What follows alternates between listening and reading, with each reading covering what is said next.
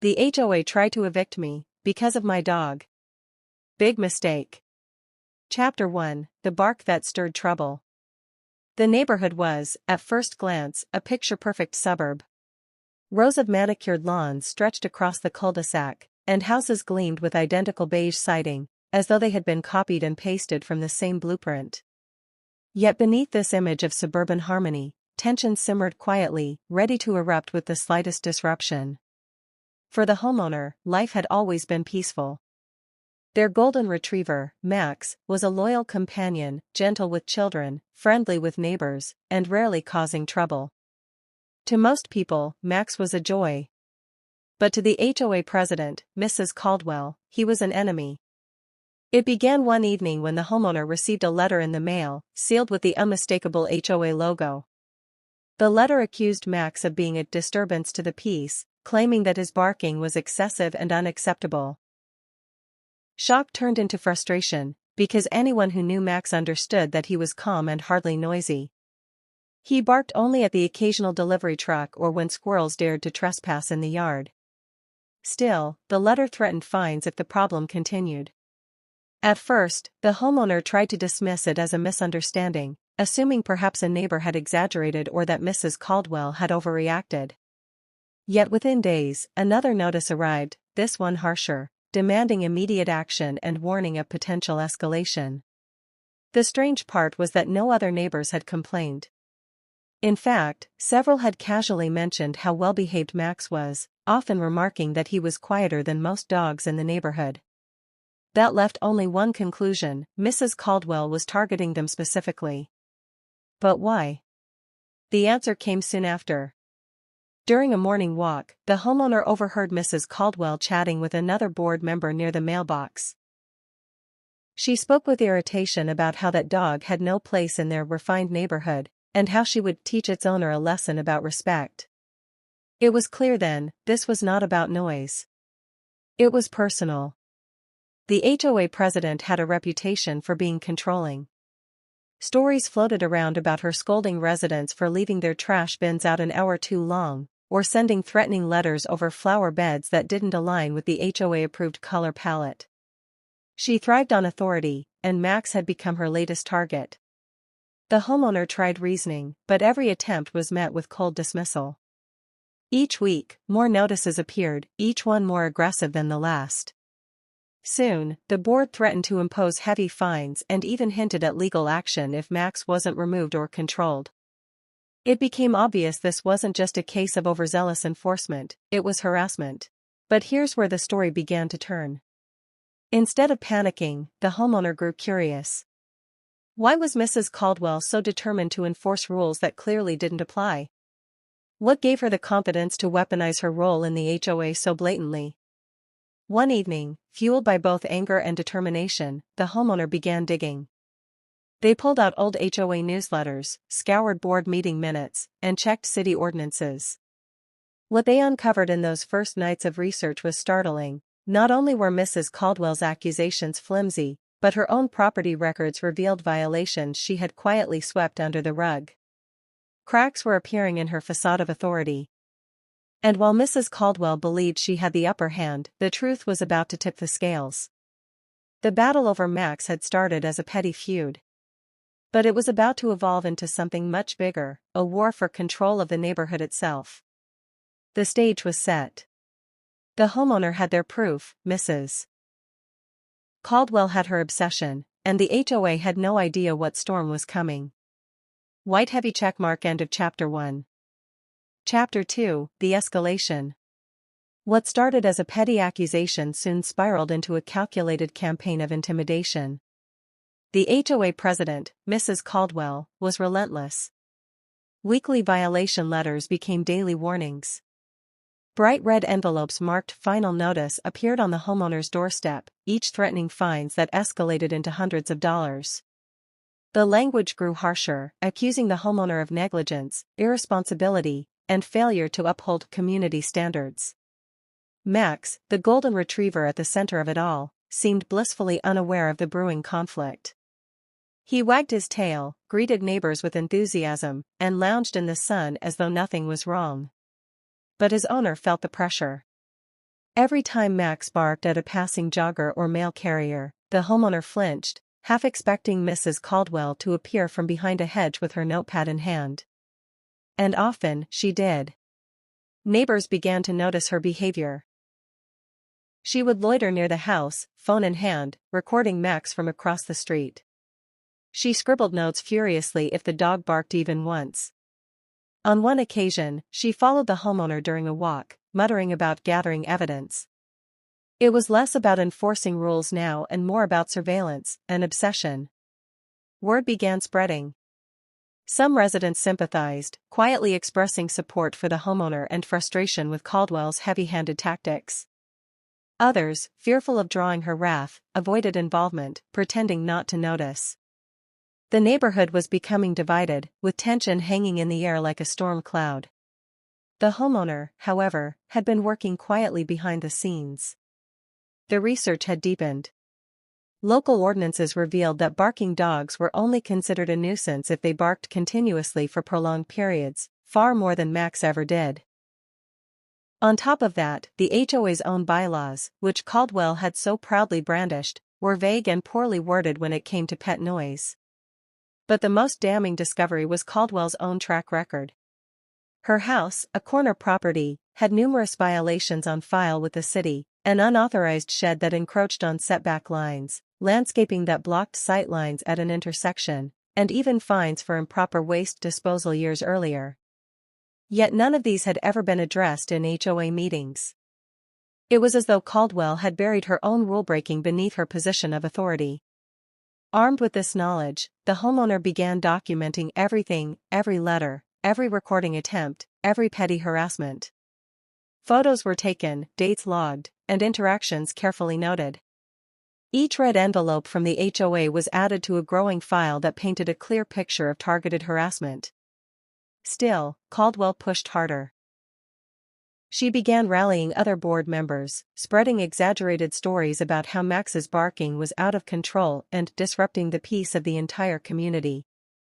At the next board meeting, she presented her case dramatically, waving folders of evidence and demanding immediate fines and potential removal of the pet. But her theatrics didn't have the impact she expected. A few board members shifted uncomfortably in their seats. Some had never once heard Max bark. Others were growing uneasy with Caldwell's vendetta-like behavior. Her obsession was beginning to work against her, making her look unhinged rather than authoritative. The homeowner, meanwhile, had stayed quiet, strategic silence while the storm built. Let Caldwell think she was winning. Let her dig her own hole deeper. Behind closed doors, however, preparations were underway. The homeowner had already contacted a local attorney specializing in HOA disputes, and together they were assembling a case that could not only protect Max but also expose Caldwell for abuse of power. And then came the breaking point. One morning, a letter arrived not just threatening fines, but warning that the HOA would seek legal action if Max was not removed from the premises within 30 days. It was the most extreme escalation yet, a demand no pet owner could ever accept. That single letter changed everything. It was no longer about a dog. It was about principles, rights, and justice. Caldwell had crossed a line that could not be ignored. The homeowner looked at Max, wagging his tail with innocent eyes, and made a quiet promise: this fight wasn't just about survival anymore. It was about turning the tables, once and for all. The stage was set for confrontation. Mrs. Caldwell believed she was tightening her grip on control, but in reality, her iron fist was cracking. The truth was about to burst into the open, and when it did, it wouldn't be the dog facing removal, it would be her. White heavy checkmark. End of Chapter 2. Chapter 3, The Breaking Point. The tension between homeowner and HOA president had reached its boiling point. What had begun as a nuisance claim about a barking dog was now an all-out war, fueled by Mrs. Caldwell's obsession and the homeowner's growing arsenal of evidence. The neighborhood, once peaceful, was now buzzing with whispers, alliances, and unease. The infamous 30-day ultimatum letter was a wake-up call. It wasn't just a threat anymore, it was a declaration of war. Demanding that Max be removed from the premises was not only cruel but legally baseless. For the homeowner, this was the final straw. The strategy shifted. No longer defensive, the homeowner prepared to go on the offensive. The file of evidence had grown thick, filled with harassment letters, photographs, timestamps, and Caldwell's repeated violations of HOA bylaws. The attorney, who had seen countless HOA battles, was astounded at the sheer arrogance and recklessness Caldwell had displayed. He described it as a textbook case of abuse of power. Meanwhile, Max became the neighborhood's unintentional mascot of resistance. Children petted him on their way home from school. Neighbors brought treats, quietly offering words of encouragement. The more Caldwell pushed, the more sympathy the homeowner received. Even those who had once stayed silent were beginning to resent Caldwell's tactics. Her paranoia and hostility had begun alienating the very community she claimed to protect. But Caldwell wasn't slowing down. She doubled her surveillance, standing on sidewalks with her phone raised, recording every bark. She harassed mail carriers, demanding written testimony that Max barked at them. She began posting notices on community bulletin boards, warning of a dangerous nuisance dog. Her obsession was no longer hidden, it was out in the open for all to see. The homeowner knew it was time to expose her. With the attorney's guidance, a formal complaint was filed with the city, citing harassment, abuse of HOA authority, and failure to enforce ordinances fairly. Attached were copies of Caldwell's own violations, the shed that encroached into city property lines, the landscaping citations, the past fines she had concealed. It was a devastating collection of evidence that painted her as a hypocrite and a bully. The timing could not have been more perfect. The next HOA meeting was scheduled, and Caldwell was already preparing her most aggressive attack yet. She planned to present the ultimatum as a board-sanctioned action, pushing for a vote to fine the homeowner heavily and remove Max altogether. But the homeowner came prepared. As Caldwell strutted to the front of the room, waving her stack of papers and declaring that rules must be enforced, the homeowner calmly pulled out their own binder. Page after page of documented harassment, inconsistencies, and Caldwell's own violations were presented, not with anger, but with precision. The room shifted. Board members exchanged nervous glances. Neighbors whispered. Caldwell's triumphant tone faltered as the weight of her hypocrisy filled the air. For years, she had wielded her position like a weapon, bending rules to suit her own whims. Now, the very rules she had twisted were being turned back against her. The breaking point had arrived. Caldwell's grip on the HOA was slipping. Her authority was no longer unquestioned, it was under attack, and this time, she was the one cornered. As the meeting drew to a close, the board announced that further review was necessary. The ultimatum against Max was temporarily suspended pending investigation. Caldwell's face was a storm of fury, but beneath it was a glimmer of fear. She had always believed herself untouchable, yet for the first time, she was vulnerable.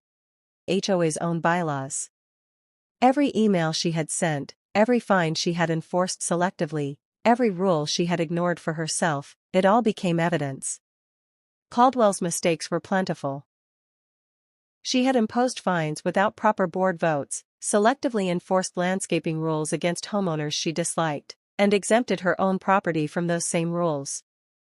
Her personal shed, which encroached onto restricted land, was a glaring violation she had hidden for years. Worse, she had misused HOA funds to pay for administrative expenses that appeared suspiciously like personal purchases.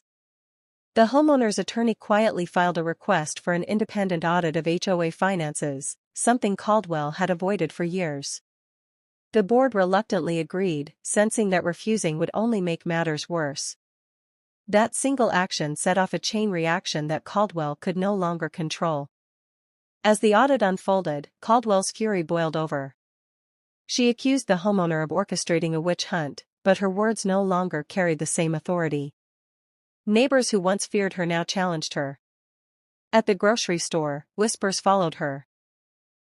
On community social media groups, complaints about her leadership piled up. The very control she clung to was unraveling. Meanwhile, the homeowner leaned into transparency. They shared their documentation with other neighbors, carefully highlighting Caldwell's hypocrisy without resorting to insults. They explained how Max was a well-behaved dog, and how this entire ordeal had nothing to do with noise but everything to do with abuse of power. Their calm, measured approach stood in stark contrast to Caldwell's erratic behavior. The real turning point came at the next HOA meeting. Word had spread about the audit, and attendance was at an all-time high. Caldwell arrived prepared to shout down opposition, but the atmosphere was different. The board members, who had once looked to her for direction, now avoided her gaze. Neighbors sat with arms crossed, waiting to hear answers. When the homeowner was given the floor, they didn't waste the opportunity. They laid out the timeline of harassment, the absurdity of the ultimatum, and most importantly, Caldwell's own violations. Photographs of her illegal shed, records of her unpaid citations, and evidence of questionable HOA expenses were projected for all to see. The room was silent except for the steady voice of the homeowner narrating each detail. Caldwell tried to interrupt, but her outbursts only made things worse. "Point of order," she shouted, her voice cracking, but no one moved to support her. The board president, who had once ruled with an iron fist, was now reduced to sputtering interruptions while her empire of intimidation crumbled. By the end of the meeting, the board had no choice but to act. They announced that Caldwell was under formal investigation for misuse of funds and abuse of authority. Until the inquiry concluded, she was suspended from her role as HOA president. Gasps filled the room. For years, Caldwell had seemed untouchable, yet here she was, stripped of her power in front of the very community she once dominated. The homeowner didn't gloat. They didn't need to. The shift in power was undeniable. Max, the so-called problem dog, lay quietly at their feet, perfectly calm, as though he knew the battle had taken a decisive turn. Caldwell stormed out of the meeting, her face a mask of rage, but her silence spoke louder than any of her tirades ever had. The homeowner, meanwhile, walked away with the neighborhood's respect and the growing realization that they weren't just defending a dog, they were dismantling a regime. The tables had turned. Caldwell was on the defensive now, and the homeowner was holding all the cards. White heavy checkmark. End of Chapter 4. Chapter 5, The Showdown. Suspended but not defeated, Caldwell refused to go quietly. In her mind, the homeowner had humiliated her in front of her community, and she was determined to strike back. She spent the following weeks rallying the few loyal neighbors who still sympathized with her, whispering about conspiracies and claiming she was the victim of a smear campaign. But while she schemed in the shadows, the audit of the HOA's finances moved forward, and the results were damning. Thousands of dollars were unaccounted for, and a paper trail led directly to Caldwell. Expenditures labeled as community improvements turned out to be charges from expensive restaurants, online shopping sprees, and even a weekend getaway at a lakeside resort. The board had no choice but to schedule a special meeting to address the findings. For the first time in years, Caldwell was not presiding at the head of the table. Instead, she sat in the back, her face pale, her lips pressed tightly together, her authority gone. The homeowner, calm and composed, was seated near the front. Neighbors who once avoided eye contact with them now smiled, some offering quiet words of support. As the meeting began, the results of the audit were read aloud. Each line item painted a clearer picture of corruption, misuse of HOA funds, selective enforcement of rules, personal gain disguised as official business. The evidence was irrefutable. But Caldwell wasn't done. When given the chance to speak, she launched into a fiery tirade. She claimed the audit was biased, that the homeowner had manipulated the board, that this was all a vendetta orchestrated to destroy her. Her voice cracked as she accused neighbors of betrayal, her finger jabbing the air as though she could intimidate them back into silence. Yet the more she ranted, the more she revealed her desperation. The once commanding figure now looked unhinged, her anger only confirming everything the homeowner had said about her misuse of power. Neighbors who had been undecided before now shifted uncomfortably, realizing the truth. Caldwell wasn't protecting the community, she was protecting herself. Then came the moment that sealed her fate. The homeowner stood and addressed the room, not with anger, but with quiet conviction. They reminded everyone of why they had joined the HOA in the first place, to create a community where people felt safe, respected, and treated fairly. They spoke of Max, the dog who had sparked the conflict, and how absurd it was that this entire ordeal had begun over a claim of barking too loud. They contrasted that with the thousands Caldwell had stolen, the rules she had twisted, the trust she had shattered. The room erupted in applause. For the first time in years, neighbors felt empowered to speak up. One after another, they voiced their frustrations about the fines, the intimidation, the favoritism. Caldwell's reign had been built on fear, but now, fear was gone. The board voted unanimously. Caldwell was officially removed as HOA president, barred from serving in any future leadership role, and required to repay the funds she had misappropriated. She sat frozen, her face a mask of disbelief. The gavel came down, and with it, her power was gone forever. The homeowner didn't celebrate outwardly, but inside, there was a deep sense of vindication. Max had remained quietly by their side throughout the meeting, a steady reminder of what this battle had been about from the beginning, standing up against abuse, no matter how small it seemed at first. As Caldwell stormed out of the building, clutching her purse and muttering about lawsuits that would never materialize, the community breathed a collective sigh of relief. For the first time in years, people felt free. The iron grip that had held them hostage was broken. Yet the story wasn't quite over. Caldwell might have been dethroned, but the aftermath of her leadership, and the path forward for the neighborhood, still had to be addressed. The homeowner, once just another resident trying to live peacefully with their dog, now found themselves in the position of a reluctant leader. The question remained, what would happen next? White heavy checkmark. End of Chapter 5. Chapter 6, Aftermath and Reckoning. With Caldwell gone, the community entered a period of transition. For years, her voice had been the only one that mattered, and her departure left a vacuum that needed to be filled. The board held an emergency election to appoint a new president, and for the first time, the process was open, transparent, and free of manipulation. Neighbors who had long stayed silent finally felt encouraged to participate. The homeowner, though urged by many to run for president, politely declined. They had never wanted power, only fairness. Instead, they supported a neighbor who was known for their integrity and willingness to listen. Under new leadership, the HOA began to rebuild trust. Meetings were better attended, rules were fairly applied, and discussions that once ended in threats now ended in compromise. Max, the dog at the heart of the conflict, became something of a community mascot. Neighbors who once eyed him with suspicion now greeted him warmly, often bringing treats or stopping to pet him on their walks. His once accused loud barking was no longer a crime, it was simply the sound of a happy dog in a healthier neighborhood. As for Caldwell, her downfall was swift and severe. Forced to repay the funds she had siphoned, she sold her house and moved out of the community she once ruled. Rumors swirled about her trying to join another HOA nearby, but word of her reputation seemed to follow her wherever she went. Her threats of lawsuits never materialized, the evidence against her was too overwhelming, and no lawyer was willing to take the case. The homeowner often reflected on how it all started, just a letter in the mail, accusing their beloved dog of being a nuisance. It had seemed so small at first, but it revealed something much larger, how unchecked authority can fester into corruption. By refusing to be bullied, they not only saved their dog but helped free their neighbors from years of intimidation.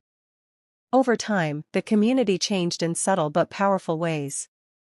Instead of gossip and fear, there was laughter on front porches, children playing in yards, and neighbors helping each other with projects. The scars Caldwell left behind were still there, but they were healing. The homeowner never considered themselves a hero, but neighbors often reminded them of the role they played. Some even joked that Max deserved a medal for loyalty and bravery. Every time the homeowner looked at their dog lounging peacefully in the sun, they couldn't help but smile. In the end, it wasn't about barking or fines or even Caldwell herself. It was about standing up for what was right, even when it seemed easier to give in. The homeowner had proven that one person, with persistence and a little courage, could turn the tide against abuse of power. The HOA, once feared, was now functioning the way it was always meant to, as a body to support, not control. Life in the neighborhood moved forward, Not under the shadow of one person's authority, but under the shared responsibility of a community that had learned a valuable lesson. And as Max dozed contentedly on the porch, his tail flicking in the warm breeze, the homeowner knew one thing for certain: sometimes, the loudest bark isn't from a dog at all, it's from the truth finally being heard.